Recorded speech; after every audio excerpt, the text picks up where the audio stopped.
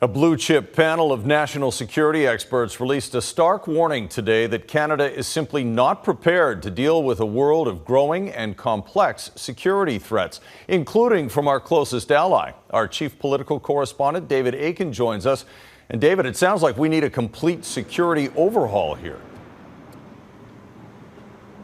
And Chris, this is not just any group of experts. This group includes 4 former national security advisors to Prime Ministers Trudeau and Harper, plus 2 former directors of CSIS. In other words, this group has had access to the most secret and the best intelligence for Canada and its allies.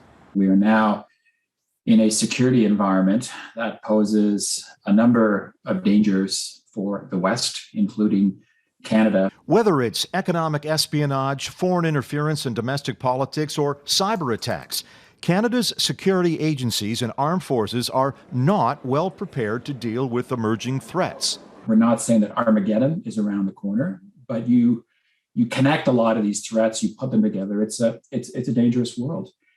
Canada, I think, not just its governments, but its people writ large, have not always taken national security seriously. And Canada's traditional allies may not be the reliable bulwark they once were. Take the United States, for example. Last year's January the 6th attack on the U.S. Capitol not only threatened American democracy, but the forces behind that attack are also seen as a threat to Canada's democracy. We also have to increasingly come to think as the U.S. as not only the greatest source of our prosperity and security, but also a source of insecurity.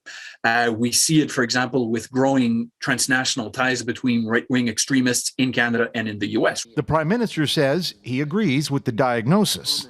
We're working closely with our national security agencies, working closely with organizations like the Canadian Security Establishment around communications to make sure that we are able to respond to these new realities. But the experts say that the government needs to do more before there's a crisis on Canadian soil. A good place to start, they say, a new national security review. The last one was done in 2004. Chris. David Akin in Ottawa. Thank you, David.